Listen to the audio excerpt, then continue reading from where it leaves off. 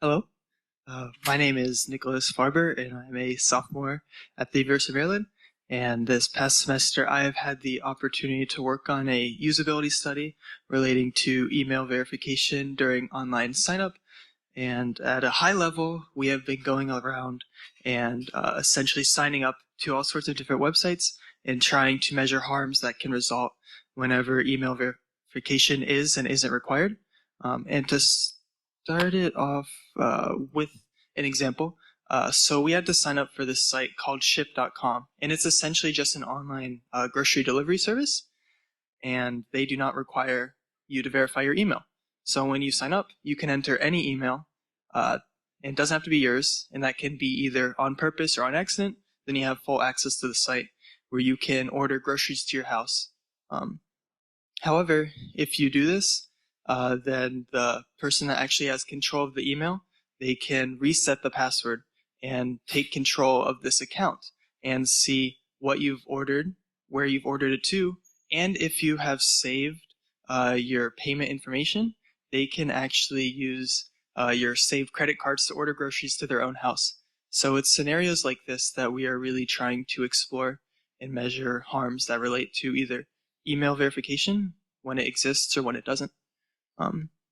So email verification, it essentially just prevents you from using the wrong email address, whether that's on purpose, if you type in the wrong email address when signing up, on accident, or on purpose whenever you don't want to use your own email address, so you put in a random email address. And usually this is just a verification link or code that is sent to the email address that confirms that you have access to it. And this prevents both the account creator and the email owner, because then the account creator can't put in the wrong email address on accident, and the email owner can't have their email used without their permission.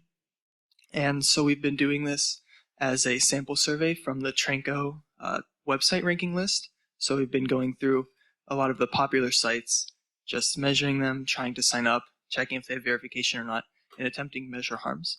And from this, we've been simulating kind of like these two main roles that we've identified. We have the account creator, the person that tries to sign up, and the email owner, whose email address is being used for the sign up. And so far, we have finished 46 unique sites, and we're hoping to get into the couple hundred just for like a very robust survey. And when verification isn't required, some harms that we have identified is that the account creator doesn't actually have full control of their account. So that means that they sign up, and then it says, hey, please verify your email before you can do this. And then you have to verify your email, or when you realize you entered the wrong one, then you have to change your email. And then also, as we saw before with the shipped example, that can also mean that there's this other person that can actually just take control of your account at any time when they just reset the password. And then also, whenever you create an account with someone else's email, oftentimes this blocks them from signing up to the service later. And that can prevent them from signing up if they want to. And then finally, the email owner, they can receive a lot of spam emails whenever you sign up with their email address. And this can range from maybe one email every couple of months to worst case, we've seen so far is on average more than one email a day. So it can really get overwhelming depending on what they sign up for. And when verification is required, there can actually still be some harms whenever it's not implemented properly. So if I sign up with the wrong email address, the person whose email address I use, they can actually sometimes go finish verification and gain access to the account that I tried to create originally. And that can leak information. And so that could be like where I work, my address, depending on what information you enter. You can also lose your username. And on some sites where you have a unique username, that can be a big loss, because then you can't use this username that you really wanted to use, that you might use across other sites. Yeah. So we're going to continue measuring over the summer and go through less popular sites on the list, because so far we have mostly done a lot of more popular sites just so we can get more variety in our data. And finally, we want to try to recommend best practices for how to implement email verification, just so that it is effective. Thank you. Thank you, Nicholas. Hi, I'm Phoebe, and I'm part of the SP2 lab, and I'm here to present recent work on understanding how people share passwords. So, password sharing is very commonplace. We mostly hear about it in the context of streaming services like Netflix and how they're cracking down on it, but it's also common amongst families and partners for like financial reasons or in the workplace. And people often undertake account sharing for either convenience or in some cases necessity.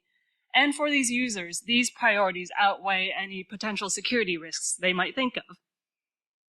So what can we do about password sharing? Well, just telling people stop sharing your accounts hasn't worked so far. So instead, let's understand how people make these shared passwords, and perhaps we can inform safe sharing practices in the future. So our main research question is, who makes these shared passwords? Is it just like one person, or do people sharing the account work together to do this? And then following that, what strategies do they use to make these passwords, and what motivates these strategies? And then finally, we know that reuse is a very common problem in passwords. Are these shared passwords reused, and in what contexts and what security implications does that have? So to answer these questions, we built an online survey and used the online recruitment platform Prolific to recruit 300 participants from a US Census representative population pool. We required everyone to reside in the US and share at least one account with someone else. And in our survey, we asked participants about not their passwords directly, but what strategies they use to create passwords, both for accounts they share with other people and accounts they do not share with anyone else. And from there, we had two researchers qualitatively code these survey responses in order to draw common themes around password creation between shared and non-shared accounts. So before I talk about our results, I'll just talk about our participant pool really quickly. So first, what kind of accounts do they share? Well, streaming accounts were the most popular because over 90% of our participants shared at least one such account with someone else, followed by shopping accounts and finance accounts. And then our participants mostly shared these with family members such as romantic partners, children, parents, as well as in some cases friends. And so, who makes these passwords that they share? Well, we found in a majority of the accounts we asked about, it was a highly individual process. Just one person made the password, and this was often account owners, which are participants defined as someone who either pays for the account if it's a paid one, or originally created the account. And in less frequently, we had participants that talked about multiple people collaborating to come up with a password together, and in other cases, people used a password generator.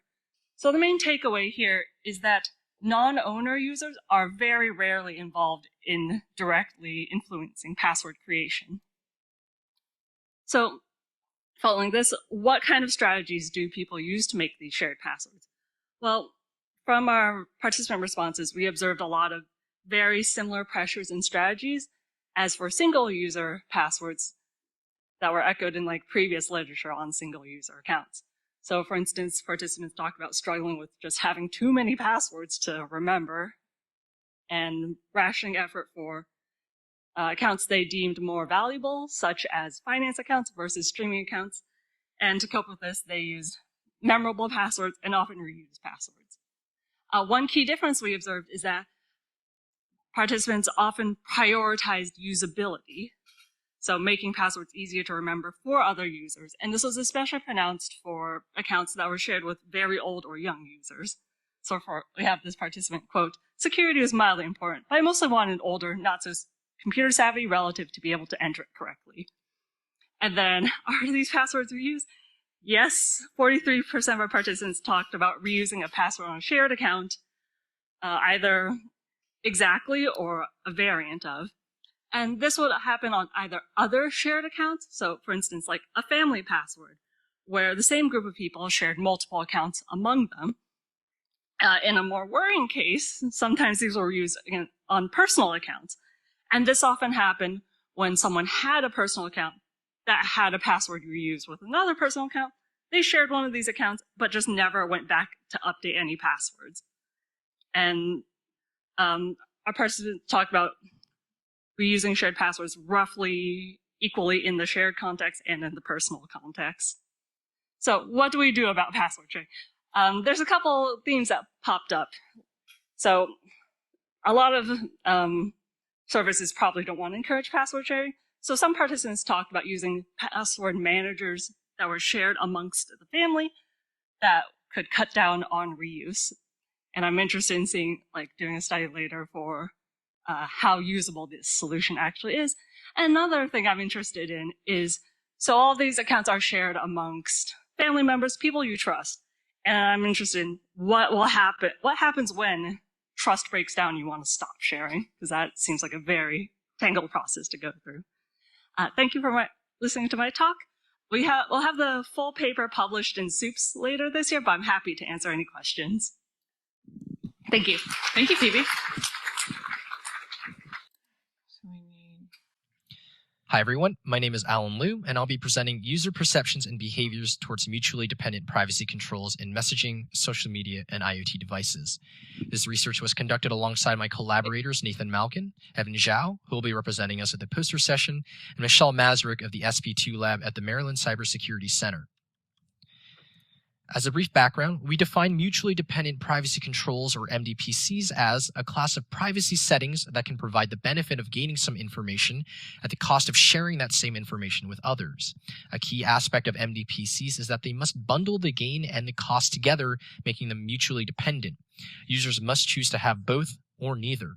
These are best exemplified by certain features in two domains. Instant messaging, typically in the form of the read receipts feature in many of the most widely used apps. Signal, Twitter, and WhatsApp all implement read receipts in a mutually dependent manner. That is, in order for Alice to see when Bob has read her messages, Alice must also agree to inform Bob when she reads his messages. RPMs are also present, to a lesser degree, in social media platforms such as LinkedIn, where users are able to see who and when other users have viewed their profile, at the expense of disclosing that same information when they visit other people's profiles.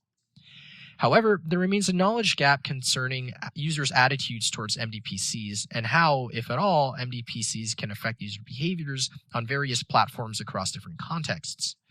In this work, we seek to answer 5 major questions. What is the current usage of MDPCs? Are users more likely to share information when an MDPC is present? What do users think of MDPCs? Can MDPCs work in settings where they're not currently deployed? And finally, are MDPCs enforcing existing reciprocity norms? For length purposes, I'll be reviewing questions 2 through 4, but I encourage you to check out our poster and speak with my collaborator at the poster session for more details. To that end, we conducted a survey of 802 participants that asks about the broad topics. Given a certain model of MDPC, which setting would they choose? How much do they value the benefits and costs associated with the MDPC on a context-dependent basis? What are their perceptions of MDPCs when mutuality is required? And finally, their MDPC settings on apps that they use regularly. In order to answer our questions, we assign participants as follows.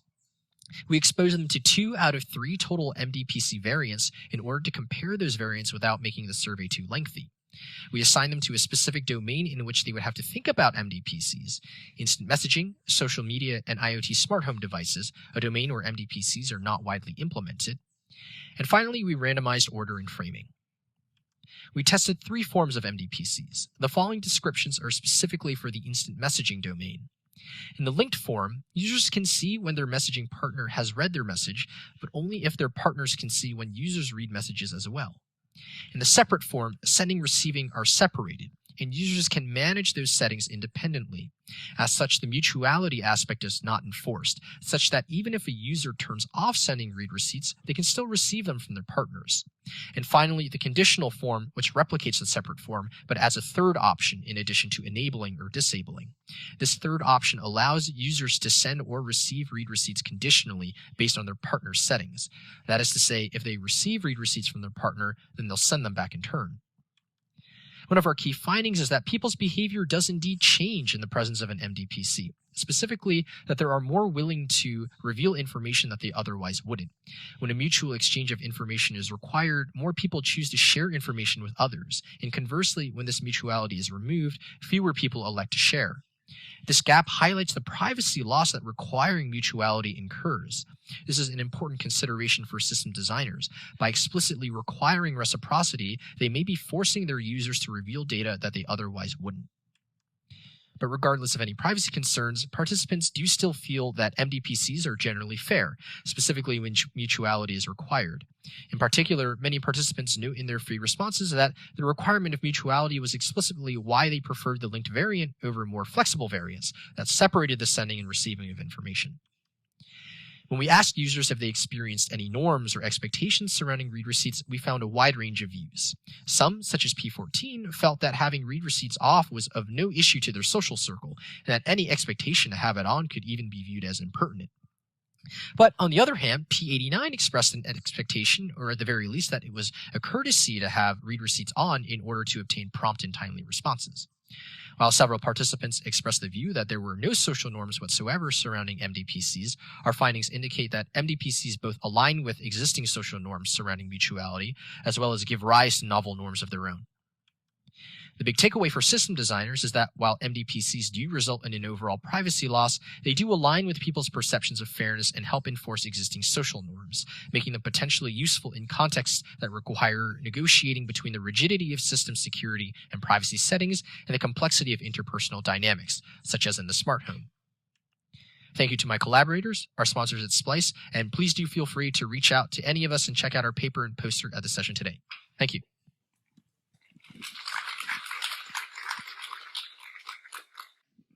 Hi everyone, I'm Sonia Park and I'll be talking about our work, our research on how short-term rental hosts use smart home devices on their properties.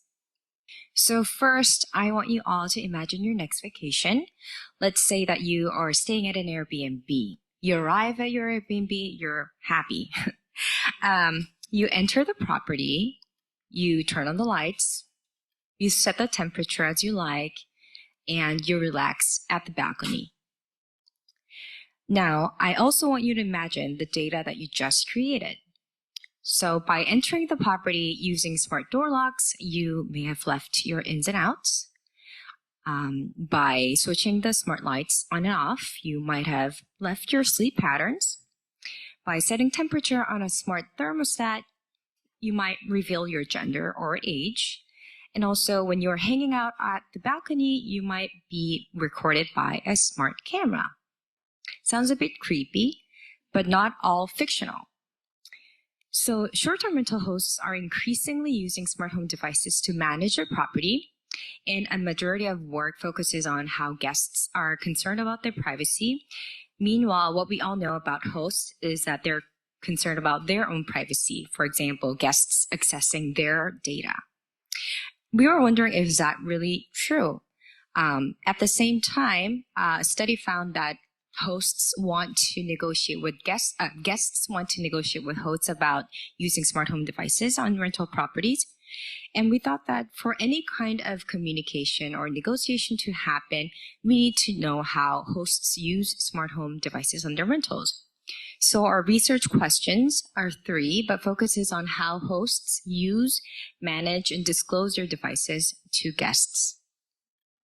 To answer our research questions, we conducted online semi-structured interviews with 15 short-term rental hosts. We asked questions about their motivations for using smart home devices, also their management of devices and data, and also any consideration for guests' privacy. Our participants consisted of 13 Airbnb and 12 Vrbo hosts. 13 of them were smart home device users and 2 were interested in using them. Our participants' age ranged from 20s to over 60s. Approximately half of our participants were female and male. Majority of our participants were white, and they at least had a bachelor's degree. So a very, very brief summary of our findings. Our participants use a variety of devices in different locations, mainly for safety and security purposes. So for example, smart door locks in public spaces, smart speakers, smart thermostats, and smart TVs in shared places, and smart cameras in private spaces. Smart cameras were considered as the most privacy invasive, and our participants were cautious in using them, so thinking about where to put them and also disclosing them to guests. About half of our participants use their own accounts for the devices, but access and control of devices and data was up to their discretion. So for example, they rarely deleted the data. Our participants assumed that platforms' guidelines and policies were either obvious or irrelevant to them because there was just so much emphasis on smart cameras, and their opinions were split between positive and negative. In general, our participants thought that disclosure was an important preventative measure and wanted to communicate with guests for future conflict resolution. Our participants were also willing to negotiate with guests depending on their duration of stay, reasons for their concern, and their acknowledgement of consequences. So a couple of takeaways from our study. First, monitoring the property easily creeps into monitoring the guests, especially when access and control of the devices and data are up to host's discretion. Maybe too much emphasis only on smart cameras. It overshadows the risks of other devices when we are especially thinking of multifunctioned and interconnected devices. We also find that, contrary to prior studies, hosts do care about guests' privacy, but then their efforts in protecting guests' privacy falls short from their intentions. And re-identify platforms' lack of guidance, if not negligence, as one of the problems, as well as hosts' precarious position as gig workers as a source of the problem. And some of the ideas that we give out in our paper, which is going to be published at Swoops, so providing guidelines beyond device types, talking more about the data that's involved, including location of the devices because implications of privacy is different, guidelines about best data practices, so beyond devices again, and also mandating disclosure of devices to guests. Thank you for your attention, and I'd be happy to talk about this afterwards. Thank you. Thank you, Sonia.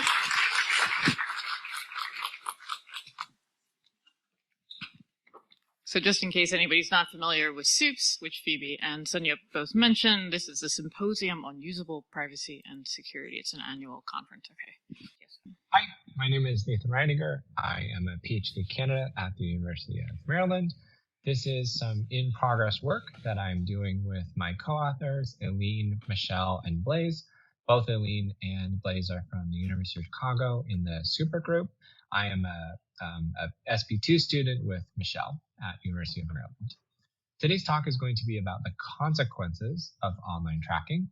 I'll start by talking about what is online tracking, and then I'll talk about what we are going to be looking at in terms of the consequences of that online tracking. And I'll talk briefly about the pitch that we have for our project and what it would look like. Online tracking is something that we are all very, very familiar with. We see ads as we browse the internet. We are so aware of these advertisements being accurate that people are starting to think that their phones are listening to them.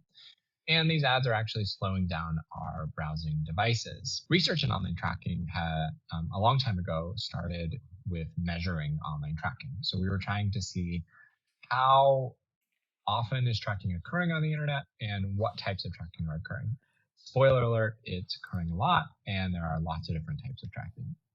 We then moved on to trying to block tracking from happening. So we were creating ad blockers or tracker blockers that would look at a particular style of tracking and block that tracking. And then finally, we started to ask, well, who cares about this? Do users actually care about this particular type of tracking and they want it blocked? Or is it something that maybe they don't care as much about? This third type of research focus is what this work will be on. And a lot of the work that we've done thus far in this space is to show people the types of inferences that companies or trackers might be making about them, and then gauge their perceptions of those inferences.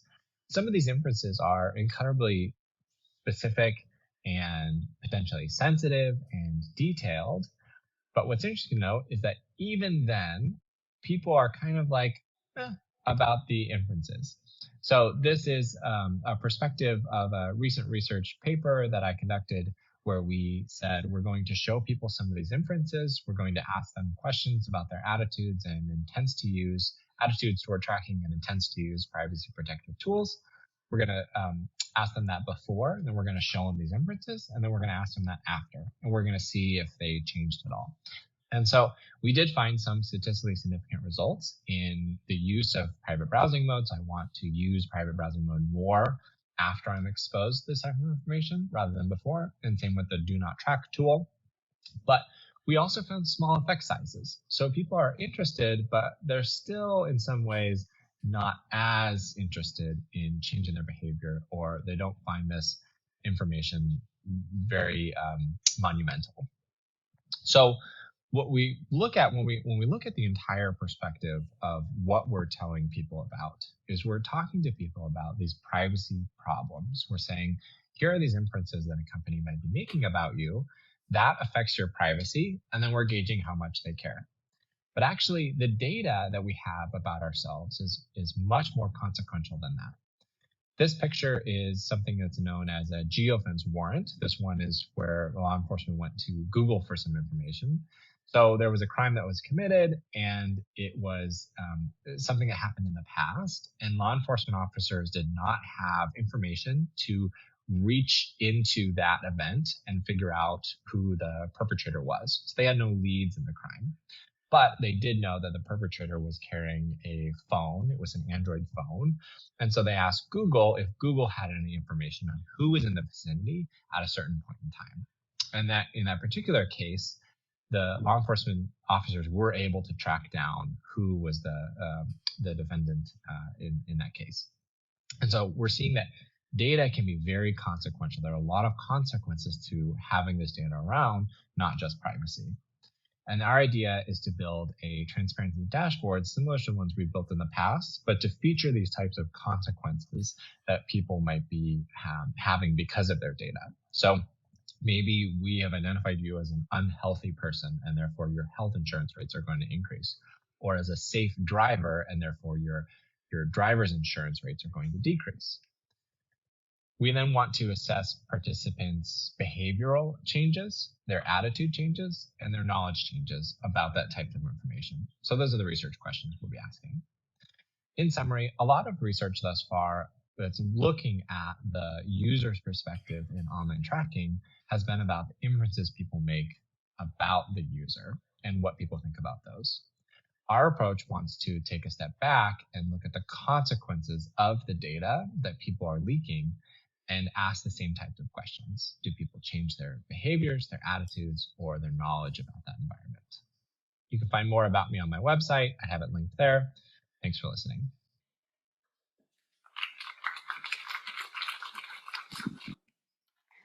Hello, everyone. My name is Min Chung Kim, and I'm a second-year PhD student at the iSchool. And today I'll be talking about media portrayals of student privacy in higher education. So the rapid advancement of technology has transformed higher education, turning classrooms into highly advanced digital learning environments. This move towards educational technology, commonly referred to as EdTech, is increasingly prominent in higher education to improve both teaching and learning. Some examples here include live video streaming, video games, AR, VR, and online collaborative spaces. HCI research has also made contributions to the digital learning environment, covering various EdTech uses. While technology can promote personalized and efficient learning, it raises concerns about privacy related to the datafication of education. This concern is especially relevant to HCI tools because it impacts the design and user interactions with technology. So particularly in higher education, the technology use extends beyond the classroom. So the type of data collected on the student is extensive because college students sleep, learn, eat, exercise, and get health checkups on campus as well. So learning management, some examples like learning management systems such as Canvas can track students' time spent on online assignments, remote proctoring softwares record students in their homes, and campus ID swipes can track locations of the students. So to understand how privacy concerns have evolved in response to new technologies, a historical examination of the student privacy discussion is crucial to contextualize current privacy narratives. So looking at mainstream news media is valuable as it not only reflects societal attitudes towards privacy, but can also shape public discussion and can set the agenda for privacy policy. So this led to the research question of how has the media's narrative on college student privacy evolved over time?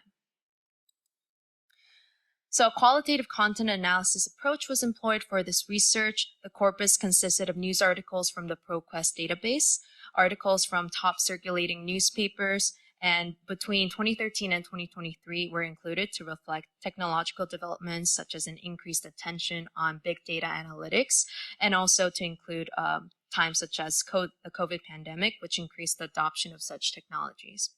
The final corpus included 151 articles that were analyzed and coded.